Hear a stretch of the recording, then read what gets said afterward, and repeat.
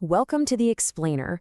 So, how does one solitary teenager just sitting outside the Swedish parliament end up sparking a global mobilization of over 7.5 million protesters? Well, today we are deconstructing exactly that, the mechanics behind what's known as the Greta Effect. We're going to dive right in and look closely at the precise communication strategies that took a single quiet school strike and turned it into this unprecedented worldwide phenomenon that brought millions of people into the streets. I want you to act as if our house is on fire.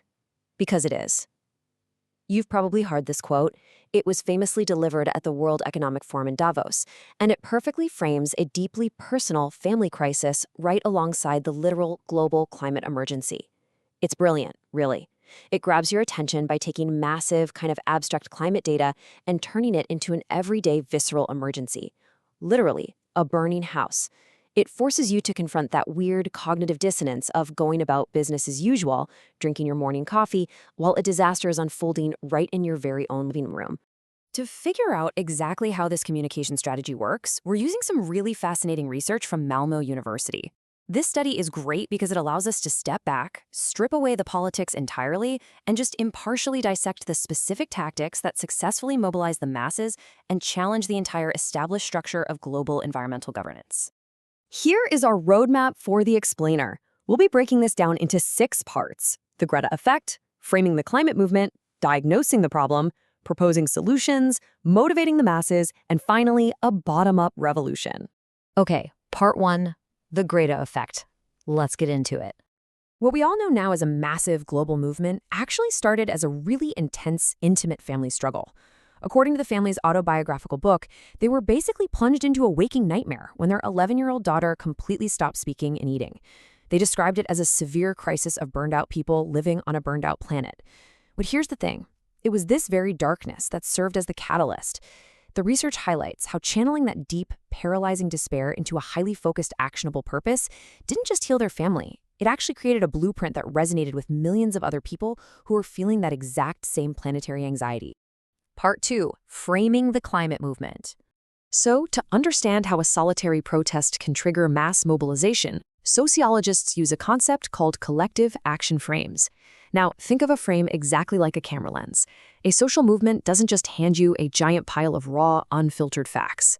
Instead, they point the camera, set the focus, and actively shape reality to create a shared, resonant meaning.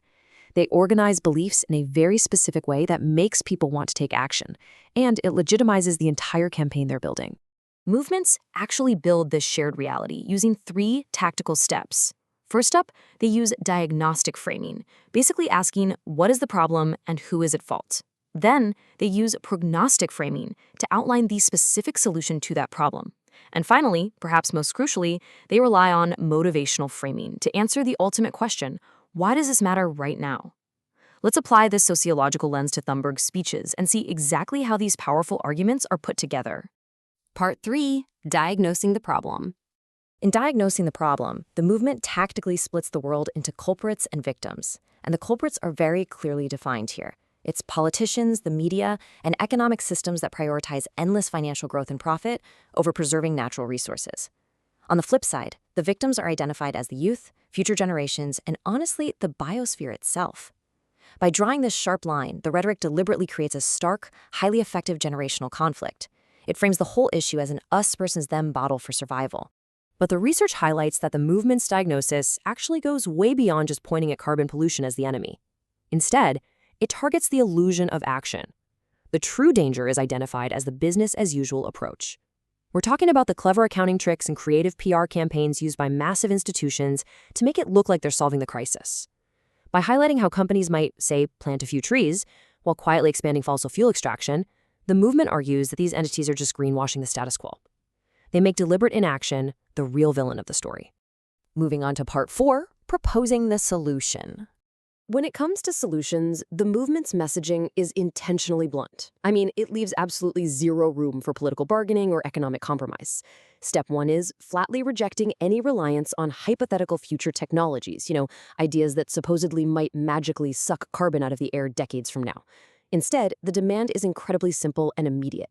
Unite behind the best available science, enforce the strict, mathematically necessary emission cuts outlined in the Paris Agreement, and enact total systemic reform for climate justice.